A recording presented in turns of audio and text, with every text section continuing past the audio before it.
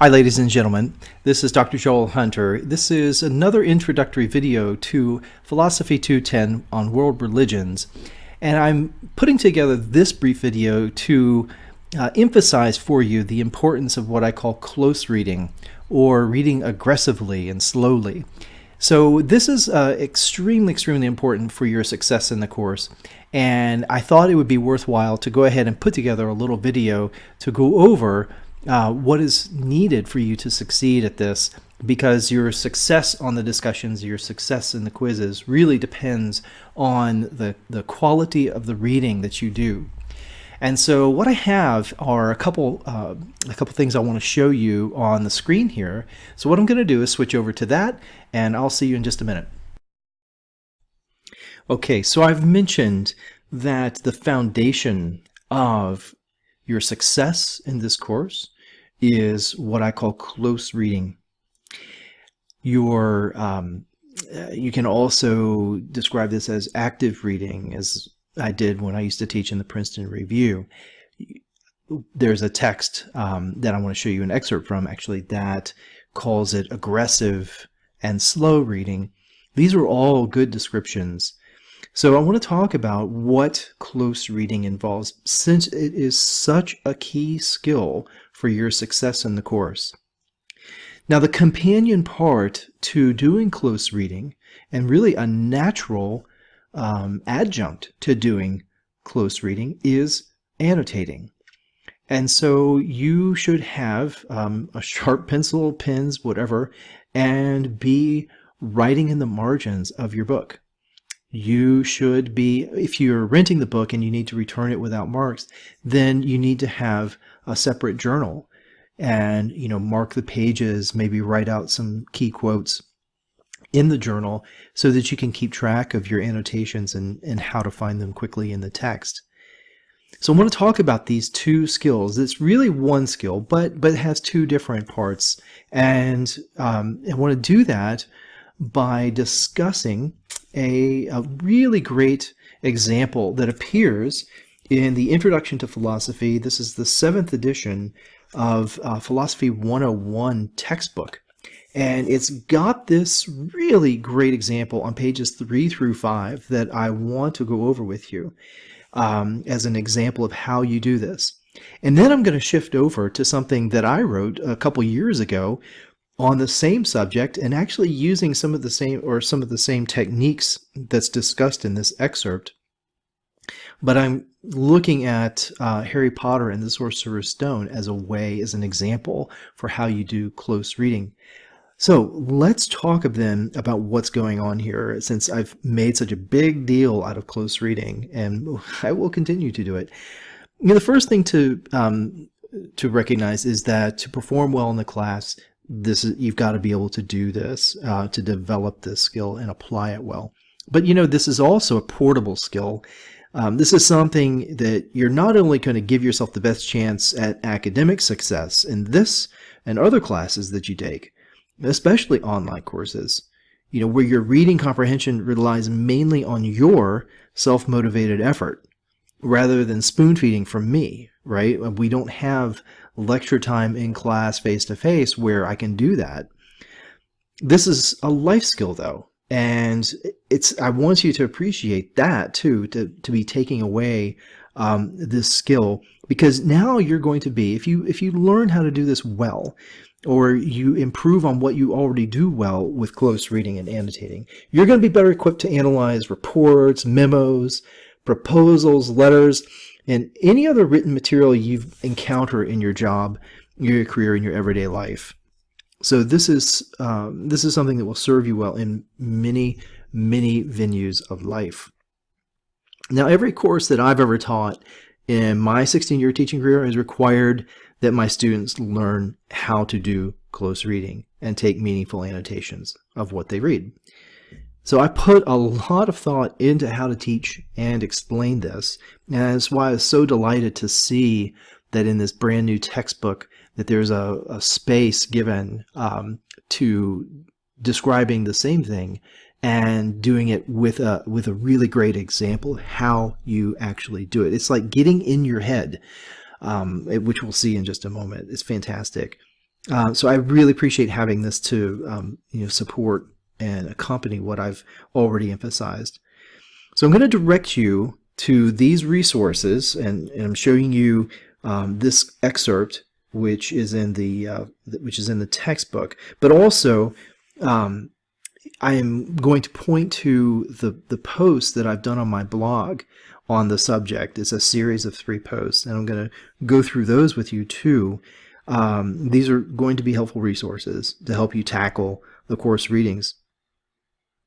So what I want to do then is shift over to close out the video, and in the comments or in the description below the video, I'm going to provide additional links other than the ones that I'm going over here. In particular, there's a link called the Critical Thinking Community, and there's articles on the art of close reading.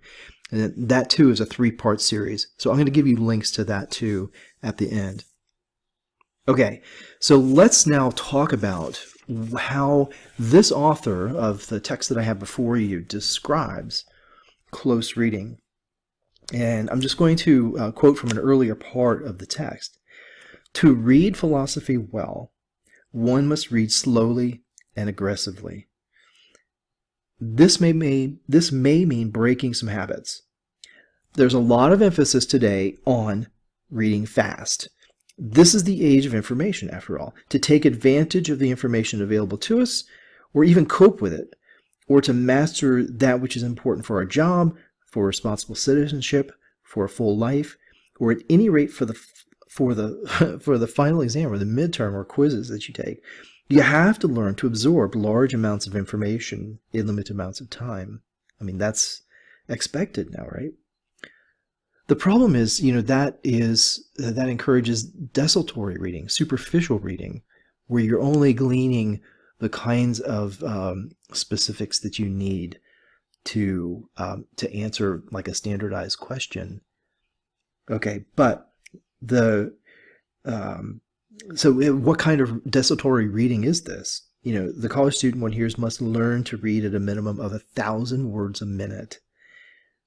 And 2,000 to 3,000 words is even better. Those who really want to get ahead should read so fast that the only limiting factor in the speed with which they read is the speed with which they turn the pages. Now, if you've ever seen other students read like this, there's what it is good for some things, right? It's good for not absorbing, I should say, but of gleaning from the surface lots of information, of getting sort of the main takeaway things. I don't think we would even use the word what's the takeaway? Well, I don't think we'd use that term if this wasn't such a dominant form of our engagement with text today.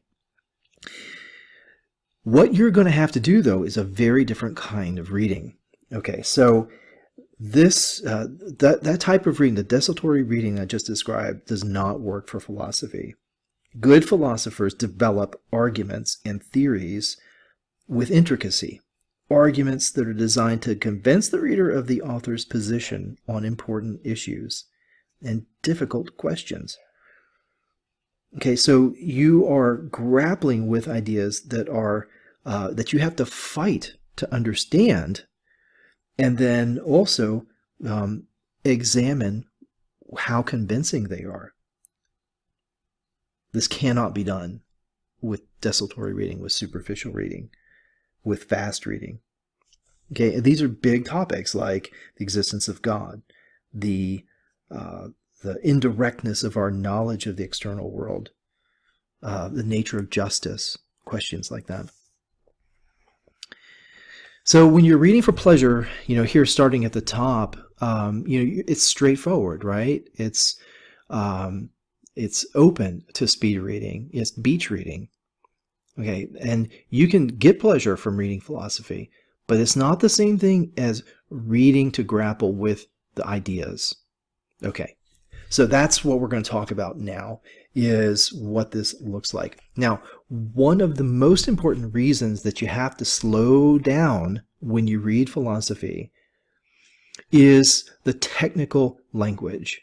and the author discusses it here on page 3, is there is an inevitable technical component to philosophy, just like there is in mathematics or in science. And so you're going to have to circle words that you don't know, and you're going to have to do a little side research. If you don't know the meaning of the words, look them up. What I've done actually in one handout is make a list of words that appear in the reading that I would not expect you to know, but which if you fill out that vocabulary list, you will come to a better grasp of what's going on in the text and the meaning of the author, what the author means in the various claims that he makes. So I encourage you to do that as a step in slow reading, is don't glaze over on the technical terms, but instead circle them, write them down, and start making a list of any words that you don't know, and then you can look them up. You might want to do that as you go through the text, and that would slow you down even further, and take you back over to, say, a dictionary. Like if you're online, you can hit define in the hyperlink bar. You can hit define : and then enter the word. Now be careful in doing that, in using an online dictionary, that you get the right area for the definition. Like some words, like discursive, will have multiple meanings, and you have to make sure that you understand the context that the author used the word to make sure that you get the right meaning out of it, because it could mean something very, very different, and it would give you an incorrect interpretation of the author.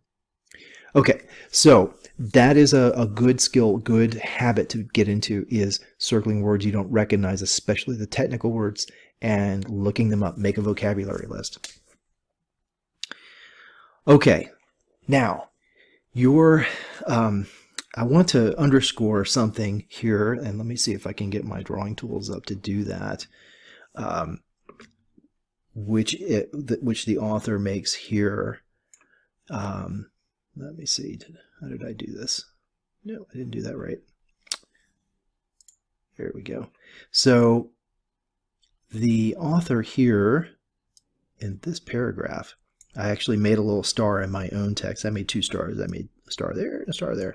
So let's look at this really closely here. So what happens then when you engage with reading that requires you to slow down in order to understand it? The result may be understood on various levels. To understand it at the deepest level, the reader must adopt the stance of the intelligent and perceptive opponent, thus coming to understand the case the philosopher is trying to make. This is what we mean by reading aggressively. Okay, so a lot of students will, on their first read through a text, will be most concerned with finding or determining whether they agree or disagree with the author, or whether they like it or dislike it. And I want to encourage you to set aside those questions, because they won't get you to any kind of real understanding of the claims. Instead, what you're seeking is understanding, not whether you agree or disagree, not whether you like it or not. You want to understand. And to do that, you have to pose questions. That's what you're doing with the author. Okay, so you think of yourself as not in a boxing ring per se, but like in an interview, where you are the interviewer and the philosopher that you're reading is the interviewee. All right, so they're coming to you and they want to convince you to give them a job, right? Where the job here in this case is, I want to convince you of my argument. But you're in the position of making that decision. And so what you want to do is you want to examine the candidate and see, whether they would, their argument stands the test of time. Or it's not stands the test of time, but stands under the kind of scrutiny that you can bring to it. All right, and you can't scrutinize something if you don't ask questions. Now, we don't physically have the author with us, around a table to be able to interrogate them, right? So we have to do this as a mental exercise. All right, so I just want to underscore this section again here, which is we are taking the stance of an intelligent and perceptive opponent. Now, this does not mean that we're automatically against. What they're saying is we're waiting to be convinced.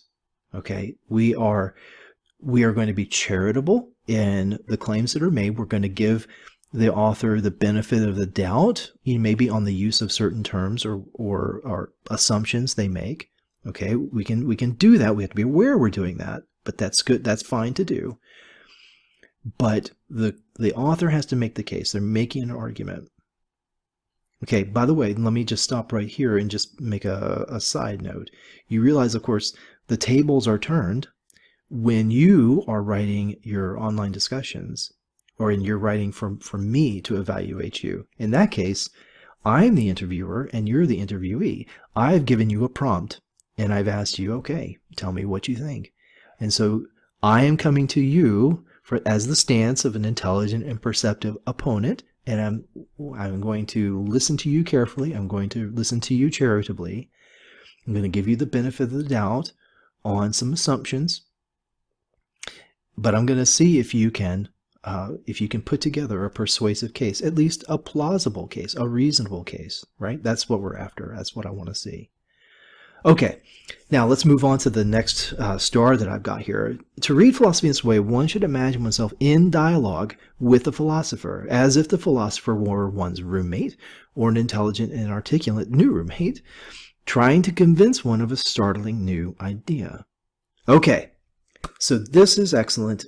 Again, underscoring this idea of dialogue. That's what's going on. That is close reading. It's reading as a dialogue.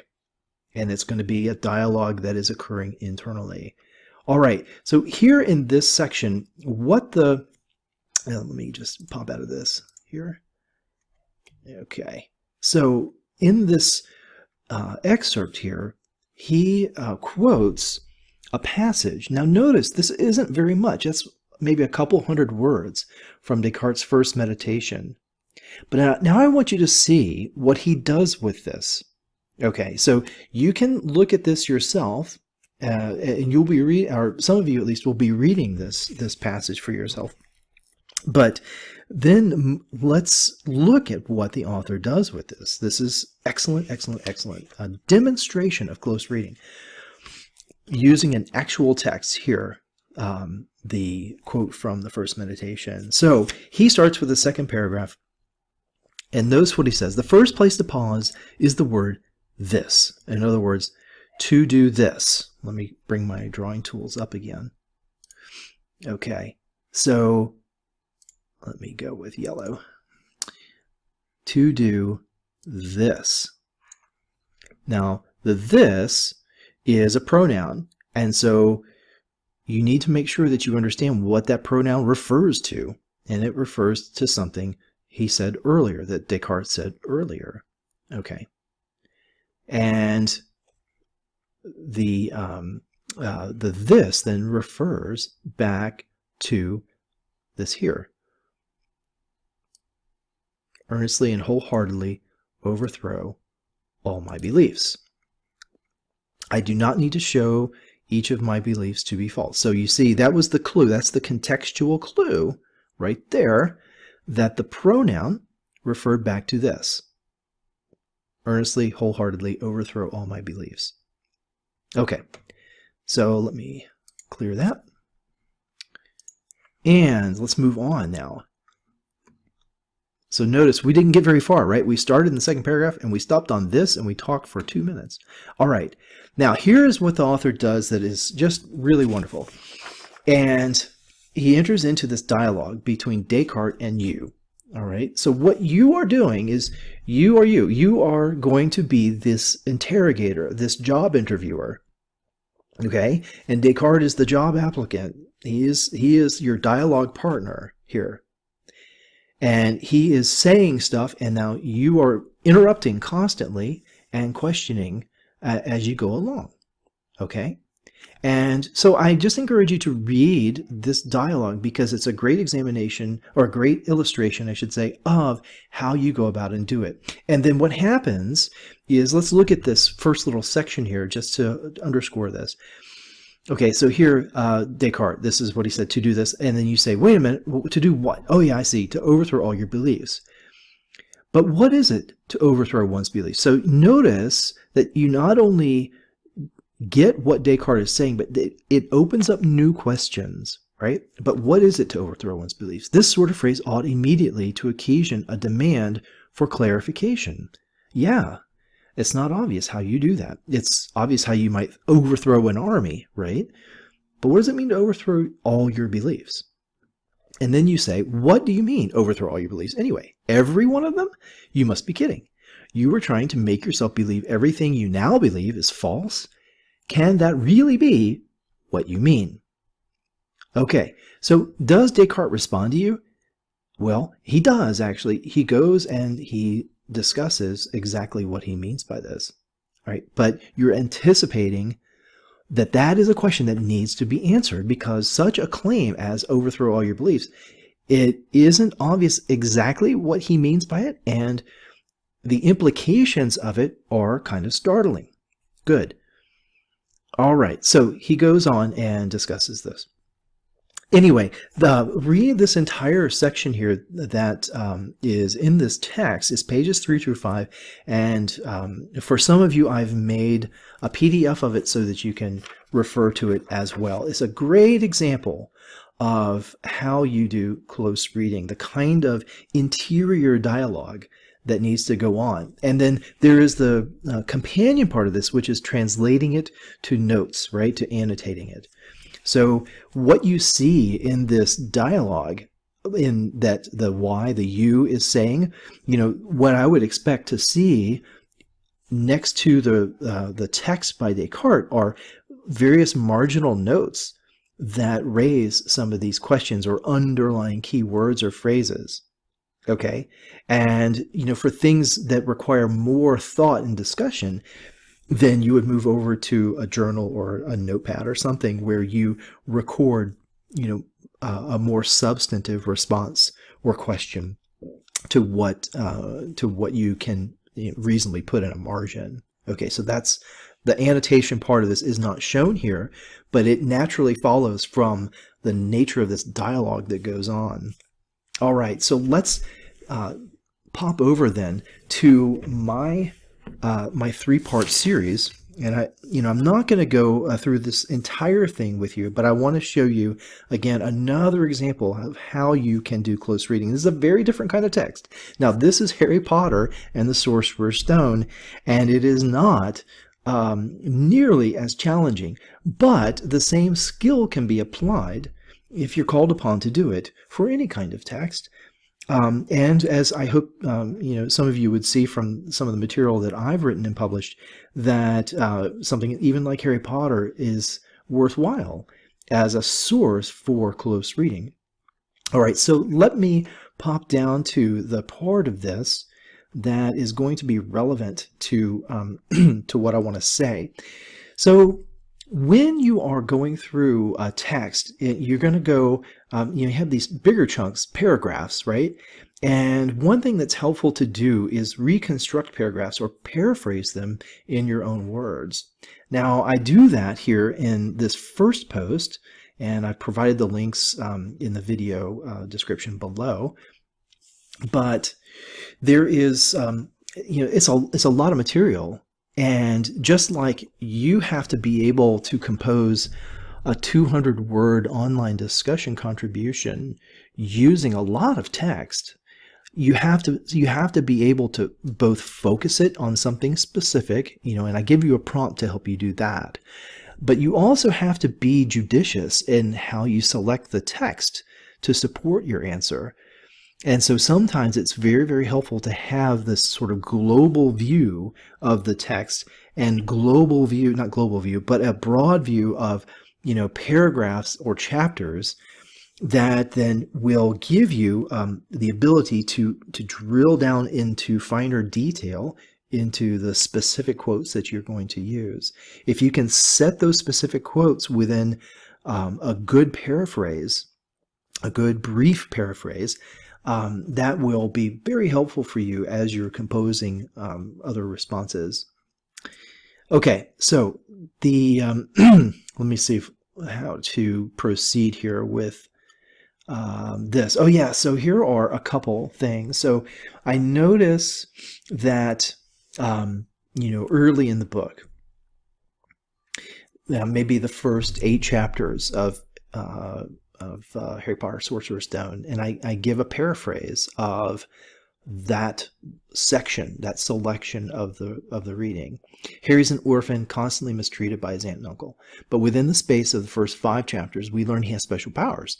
He's a celebrity, and he's fabulously wealthy. And he's credited with the overthrow of a horrible villain when he was just a baby. He grows up with the experience of being an outcast, a nobody, but when he turns 11, he learns that he's actually a very privileged somebody in a parallel, powerful, but hidden society. Okay, so that's my own summation then of those first 5 to 8 chapters of the book. Now, that's something in less than 100 words. I've tried to hone in on an important part of the story, which is Harry's own story. What is important about Harry the character? Okay. Now, having done that, I have questions that this summation provokes, and I give you a list. I think it's 4 of them.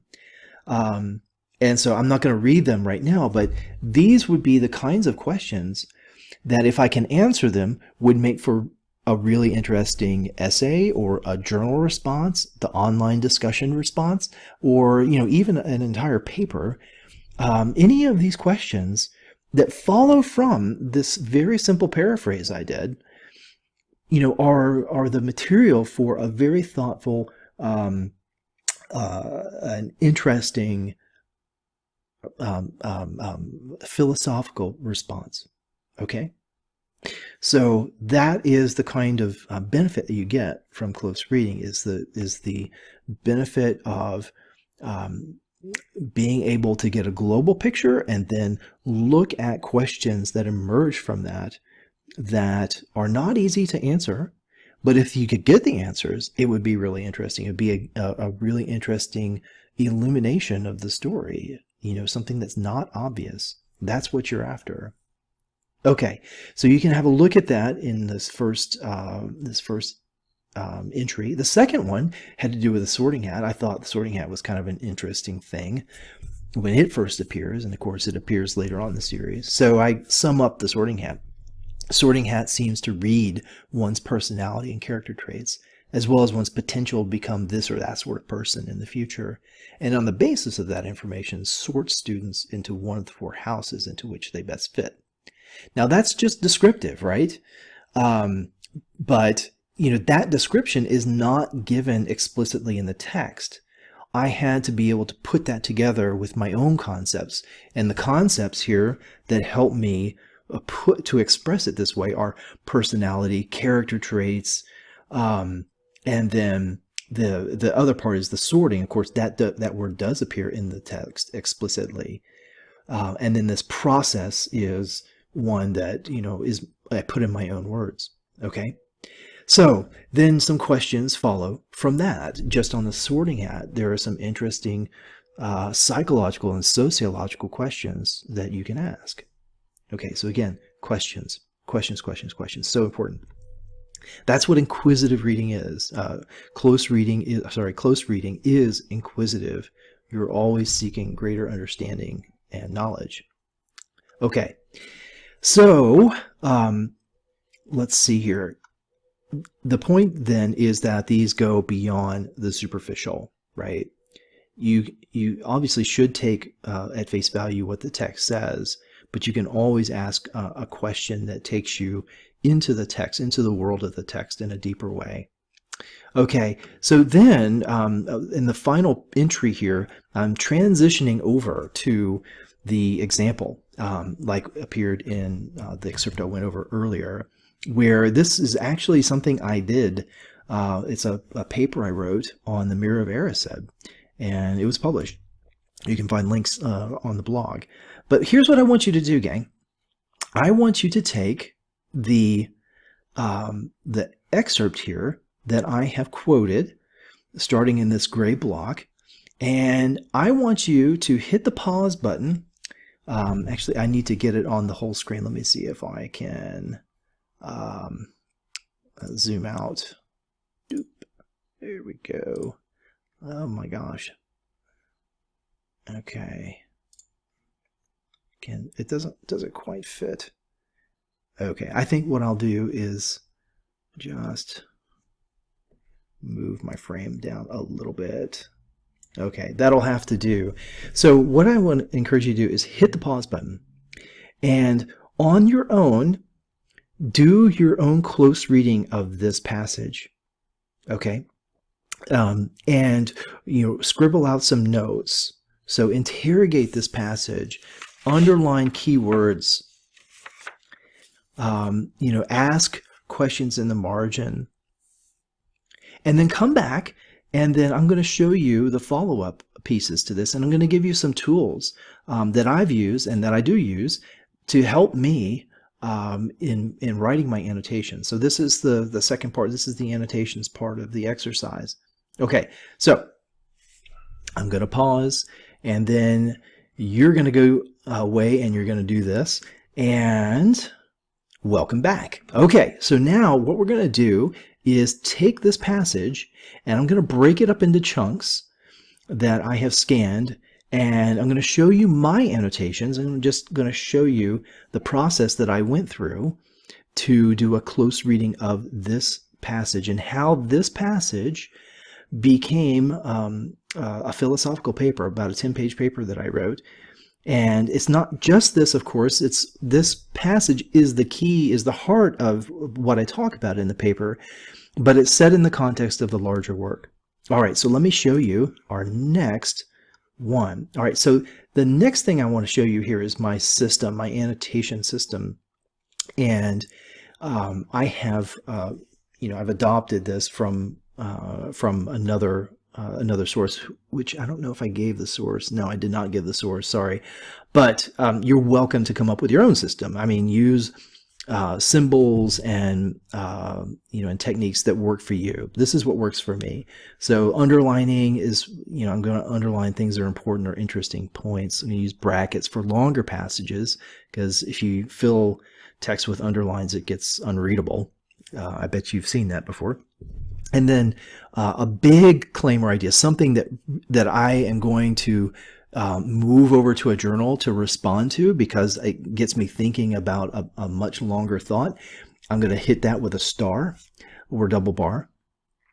If there's a puzzle, or if there's something that I don't understand, I put a question mark by it. If there's something that goes whoa, it makes me go whoa, or I'm like, you've got to be kidding me. A wow statement that's my response, then I put an exclamation point by it. Okay. Then I use arrows to show connections between passages within the text. And then I have a color system. So I use red for questions, for interrogatory comments. I have my doubts about something here. I need more from the author. I need to flesh this out some more. So these are things that are the inquisitive part of what I'm doing. Then I use blue for paraphrasing. So when I find something important in the text, I want to put it in my own words. And so I'll use blue to paraphrase. So you'll see me doing that. And then lastly, green. And this is the part that gets often translated into into a paper or a journal. And this is where I'm going to go and expand. So oftentimes you'll see green next to a star, because there I'm jotting down a note. Hey, I need to comment on this a lot. I need to explore this further. Okay, so a green, if you see green in the margins in my text, it doesn't stop there. It doesn't just stop in the text. It's something that I started in the text and that I've moved over to explore further in a journal, in some sort of formal way. Okay, so that's my system. It's pretty simple. Come up with your own system, but do have one because it is a way to help you to bring structure to your own thoughts as you go through a text and navigate your way through a text. Okay, so now let's look at the final entry here, and this is on how my system looked, this annotation system, when I applied it to that excerpt that I gave you there from chapter 12 on the Mirror of Erised. Okay, so let me show you a snapshot here, and I am going to zoom if I can. Let me see if I can remember my command for zooming. I don't remember. Let me see if I do that. There we go. All right, so you'll see what I do here that, and sorry about if this appears blurry, I guess it's a question of pixels, but I insert myself into the scene, and here's a red mark, right? So this is a question. I'm asking a question here about it, and responding to Harry. He says, hey, Ron says, hey, don't go back there tonight. And Harry responds, well, why not? That's a really good question. Why shouldn't he enjoy the Mirror of Erised? Okay, and then over here in blue, I make a comment. So this is a paraphrase kind of comment where I'm summing up something here and reaching back earlier to Ron's experience in front of the mirror. So Ron enjoyed the mirror, but he's troubled by it. So this is what I point out in his response to Harry's question. And then here, but Harry only had one thought in his head, which was to get back in front of the mirror, and Ron wasn't going to stop him.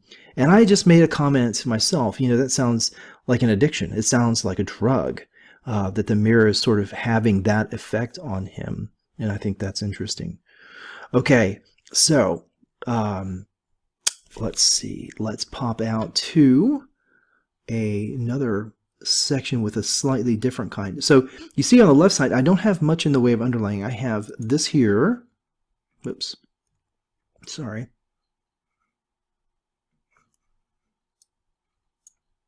What did I do? Sorry, gang. All right.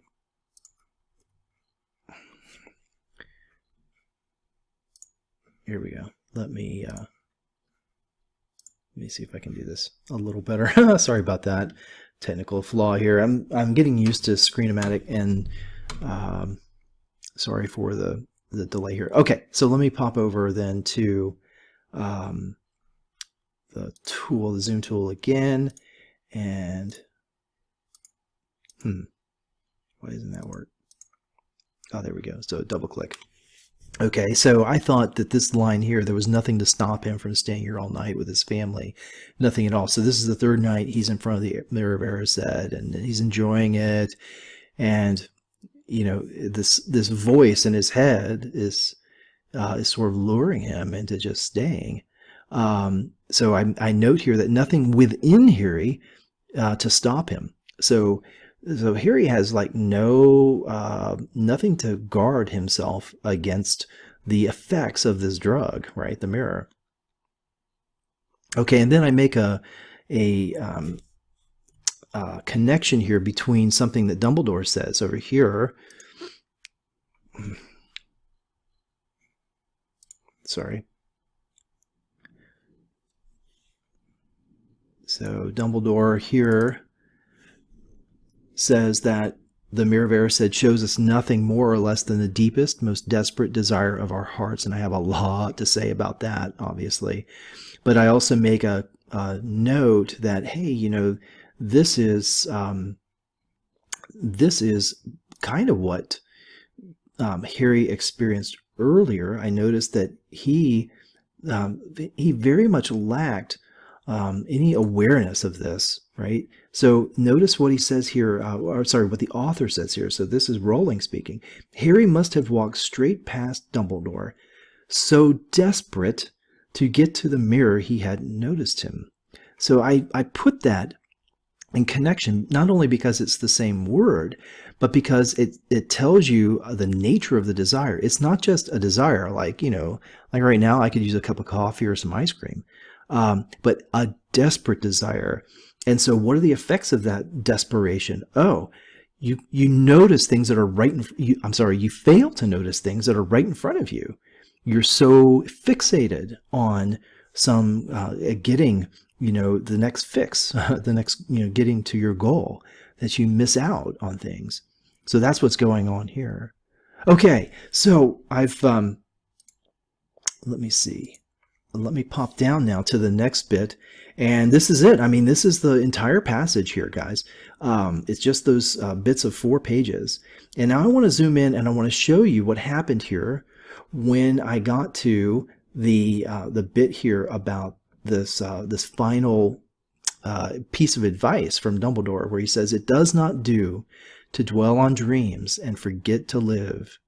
Remember that." So he's talking to Harry there, and why he's not going to allow Harry to go to the mirror anymore. And so I really thought that was an important thing to respond to. A lot of people like that quote. And so here are the questions that came to me. Now, let me see if I can successfully get myself highlighted here. Yeah. Okay. So I asked some questions, and these are the kinds of questions that I'm going to take and I'm going to respond to in my journal. How is enjoying the delights of the mirror of Erised equal to or like dwelling on dreams? So it's not obvious that enjoying what the mirror of Erised shows you is like dreaming, but that's what Dumbledore claims. So we're going to have to look at that a little closely. And dwelling is an important word. So next question, what does Dumbledore think or assume that really living is? He said that it doesn't do to dwell on dreams and forget to really live. Well, what is that? I mean, what does it mean to really live? Why isn't enjoying the mirror of Erised really living? What does Dumbledore think that is? Okay, so it has to be more than mere survival or life extension, because you can't forget to do that. But he's saying that really living is something that it's possible to forget. Okay, and so there's something about the mirror of Erised that might cause one to forget to really live. That's the claim, and that's kind of interesting. So there's, notice what's going on there is 2 different senses of life. It's not just biological life, it is human life. It's living as a human being, really living as a human being. And so what is that? Is that a real thing?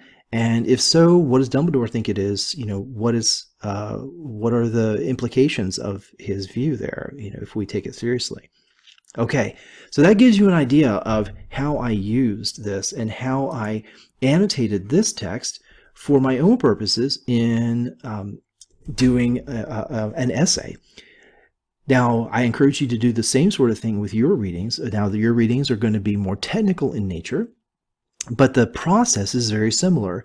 Circling, underlining, interrogating, paraphrasing, and then finding those key star ideas and claims in the readings, and then expanding on them in your response to them. All right, gang. Well, that's what I wanted to do in this discussion of close reading. And again, I hope I've given you some practical tools here to do that, as well as encourage you to think about this in the bigger picture of any kind of written material that you're doing, not only for your courses, not only for your academics, but also in your whole life and in your jobs and careers and so on. So with that, I hope this is something that you can come back to and use again and again. And I will put links to everything in the description of the video. All right, gang. So I'll be seeing you, and good luck with your close reading.